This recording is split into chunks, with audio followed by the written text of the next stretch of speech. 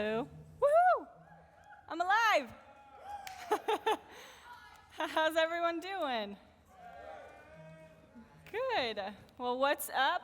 My name is Heather, for those of you that don't know who I am. One of the interns, actually everyone in here knows who I am besides Michaela, who's new. Where's Michaela at? What's up, Michaela? Thanks for coming. Do you guys know that we have one more week left here at 621 that we to celebrate seniors? It's a pretty exciting time. It's been an awesome year so far, so thank you guys for showing up, for hanging out, and being vulnerable and transparent in your groups and getting to know one another. So how many of you guys will actually be coming to 621 Unplugged during the summer? I am super excited for that because we get to have some fun in the sun, and I love being outside. So we're currently in a series called Alter Ego. How many of you guys love superheroes? We got Superman, Wonder Woman, Batman, Iron Man. They swoop in, they fight the bad guys, save the day, and somehow make their spandex suits look super cool. I'm just saying. But chances are, if we ran into those superheroes on the streets, we wouldn't really recognize them. Their real everyday life identity is rarely as impressive. In that way, we all have something in common with superheroes. There's a public side of us, a super identity that most of the world gets to see. Maybe we're compassionate, friendly, maybe we're confident, but there's a whole other side in our hearts that we like to call our alter egos, a less super side of us that we kind of hide away. So this series is taking a closer look at 3 different alter egos that we kind of bury inside of us, and we're going to find out what God has to say about each one of those, because we kind of live a double life sometimes. So last week, Dan talked to us about the alter ego of worry. He reminded us that when we let God worry about our worries, we don't have to, which is pretty awesome. This week, I get to talk about the alter ego of embarrassment and shame. Everyone has embarrassing moments. But have you ever been so embarrassed that you ran and you hid and you isolated yourself? Maybe you tripped in public, fell flat on your face. Maybe you dropped your lunch at school. Or maybe you sneezed so hard that boogers came flying out of your nose. And everyone was laughing at you. Dude, I've been there, let's just be honest. Or maybe it's something a little bit deeper, where you told a lie and everyone found out about it. And you felt like there was no way out of this feeling, and everyone is going to hold this against you for the rest of your life. But embarrassing moments, you guys, are just that. They're a moment. For a moment, it felt awful, but it was temporary. Eventually, they fade away, and we're left with a funny story. For me, my biggest alter ego with shame is the lying aspect. I was a big storyteller as a kid, and the hardest part about when I was lying was I would dread when I'd talk to certain people and I'd be scared that they're going to find out. So I'd keep up this persona, this double life, and it was exhausting. And it actually really affected my relationships with a lot of people because I never felt like I could truly be me. The problem is that many of us live with those feelings all the time. We live with that fear of being truly known. It isn't just a moment of embarrassment. It becomes who we are. We feel like we aren't as smart or as cool or as coordinated or as good as those around us, so we put up this alter ego. We feel inferior. And it isn't because of a moment, it's the way we consistently think and feel about ourselves. A lot of things can trigger these feelings. For instance, maybe you aren't comfortable with the way you look. Maybe you look in the mirror and you pick yourself apart, or you think you're disgusting, or you should be bigger or thinner or whatever it is. For guys, it's like I want more muscle. For women, it's I want to be thinner, like the women in the magazines. Maybe you never feel in with your friends. You feel like you're always the one that has to do something extra in order to be liked or praised. Maybe you keep trying at sports, but you're just not that great at them. Maybe you can't get it right when it comes to making good choices. You know the right thing to do, but you keep doing the wrong thing to impress others, or you just can't think straight when it comes down to it. Embarrassing moments, all these little things, turn into big things because they lead to shame. Let me break down the definition of shame for those of you that don't know. Shame is believing that you are bad or inferior. When you go from believing you did something bad to believing that you are bad. Let me say that again. Shame is when you go from doing something bad and all of a sudden you feel like you are bad. Shame makes you feel like you have to create this alter ego, this another version of yourself, and no one is allowed to see the real you because they just won't understand. And you guys, this feeling of shame is it's a big issue here at church. Right now, some of you are even wondering if God is mad at you. Shaking his hand at you or shaking his head. You feel like he thinks that you don't measure up, and you walk around with a sense of shame so strong that it has an effect on everything you do and think about yourself. When I say you in this situation, I need to make this crystal clear and be completely honest. This is something that I struggle with tremendously. My past has horrible things written all over it, so I've had to really work hard at not beating myself up and work on receiving God's grace for me because I don't believe that I'm worth anything at times, and I find myself being dishonest just to make myself look better and saying the right things to the right people, and that's an alter ego. That's a habit that I've formed at a young age, and if you don't figure it out now and don't recognize it, it could lead you down some pretty crappy paths. Shame creates distance. It holds you back. What's the first thing that we want to do when we experience an embarrassing moment? I recently made a post on Facebook in regards to embarrassment and shame, and a lot of the responses were isolation. We want to hide, we want to run, we want to get away from that feeling, get away from the people that saw us do that, and we don't want to own up to it.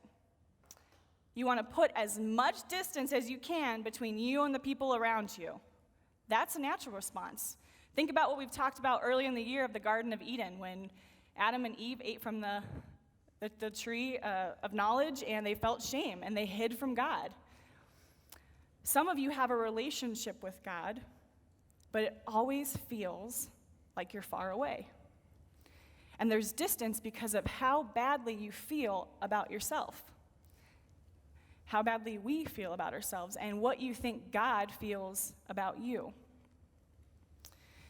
Even if you're not sure about God or church, what we're talking about today is still for you, because everybody deals with the effects of shame. We all have things in our lives that make us feel like we should run and hide and get as far away as possible. The question we have to ask is, what are we going to do with that shame? Are we going to put up with it? Are we going to ignore it? Are we going to give in to it? Or miserably hide behind it? Or is there a better option? We're going to take a look at the book of Hebrews today, because I believe that turning to God's truth is where we find true peace and understanding and love and grace and mercy. And this book, the book of Hebrews, was written with the Jewish Christians in mind, but it also talks about what Jesus did and then ties the two together. These verses show us something about Jesus that is crucial for us when it comes to dealing with our shame. So Hebrews 4:14 through 16. So then, since we have a great high priest who has entered heaven, Jesus, the Son of God, let us hold firmly to what we believe. This high priest of ours understands our weaknesses, for he faced all of the same testings we do, yet he did not sin. So let us come boldly to the throne of our gracious God. There we will receive his mercy, and we will find grace to help us when we need it most. The writer here starts talking about this great high priest. In that day, the high priest would approach God on everybody else's behalf. But before he could approach God, there was a series of ceremonies and rituals that had to take place. So what the author is saying is Jesus is that high priest for us. He is our representative to God.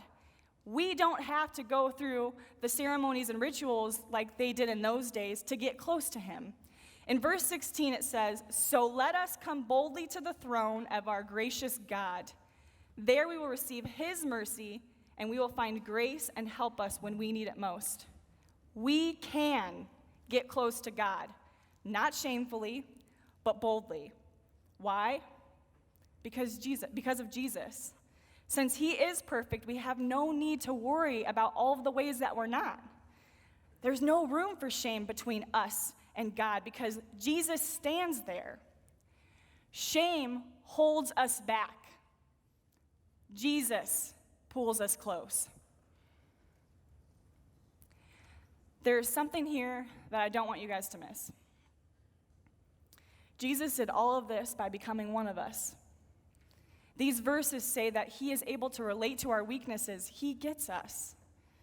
He was 100% man and 100% God.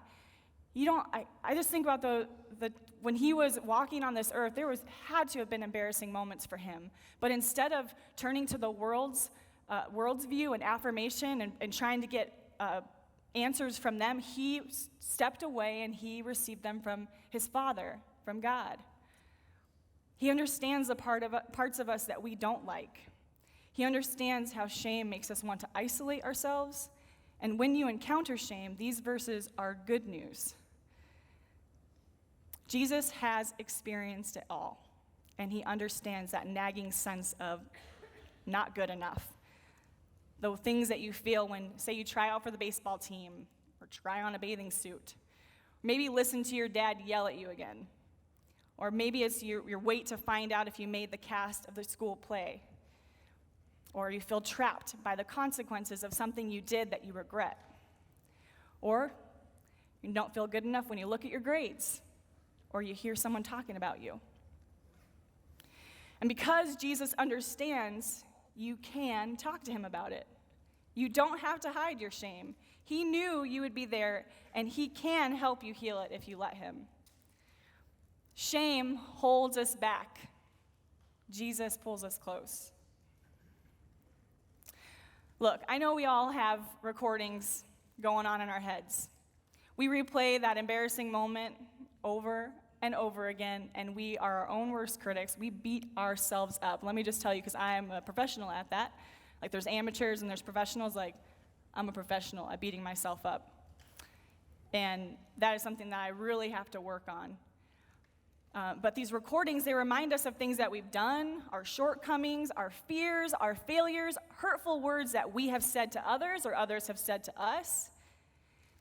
Even if we know the truth, there's still a voice in the back of our minds consistently reminding us why we aren't good enough. And as long as these words run through our minds unchecked, they will drown out anything good, which means we let shame win. And I don't know about you, but I'm tired of it, so hashtag I'm still working on it. So how do we defeat the evil alter ego of shame? The first thing we have to do is we have to stop the tape. Stop that recording from playing over and over again. That means that every time words of shame or insecurity pop up in our minds, and they will, we have to choose to interrupt them and remind ourselves that they aren't true. A great way to start is one of the verses that we just looked at. When shame tells you that you aren't smart enough or pretty enough and that God is disappointed in you, remember what we read or read. Tell yourself, I can come boldly to a gracious God. I can receive mercy and find grace when I need it most. I'm going to say that again. I can come boldly to a gracious God. I can receive mercy and find grace when I need it most.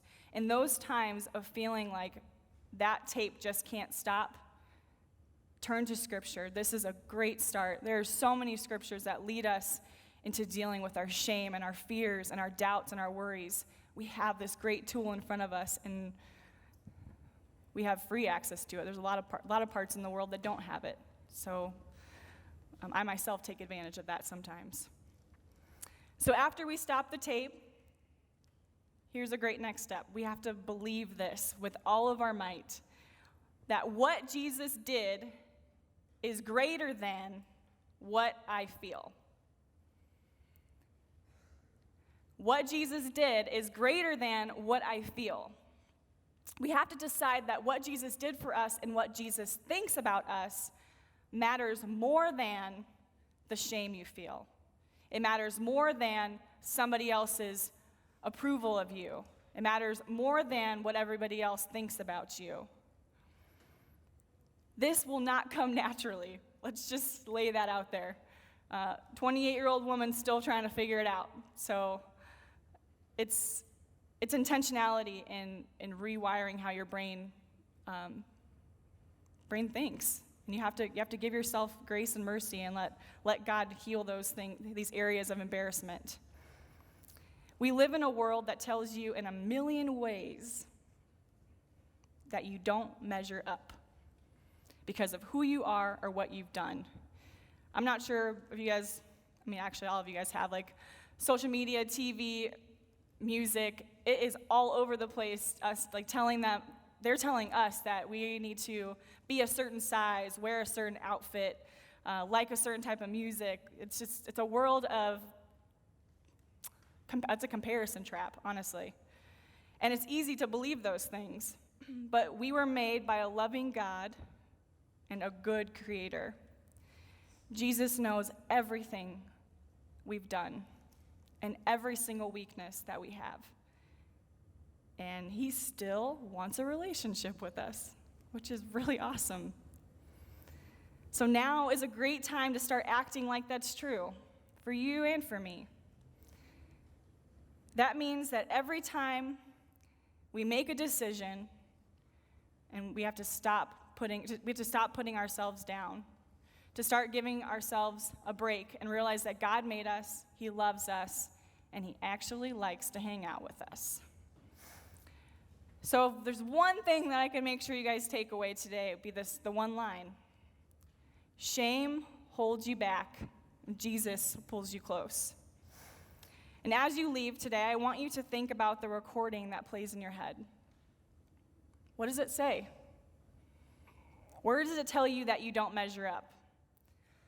And really hone in on those areas of embarrassment and figure out what places you go to when you're feeling shame. Is it isolation? Is it hiding? Is it numbing the pain with something? We talked about self-medication. There's so many areas you guys got to hone in and figure out. And this week, I want you to decide to turn off that recording, to press the mute button, and refuse to listen to anything other than God's voice telling you that you can't approach God boldly and receive mercy and find grace. Thank you guys for listening and being an awesome audience. See you later.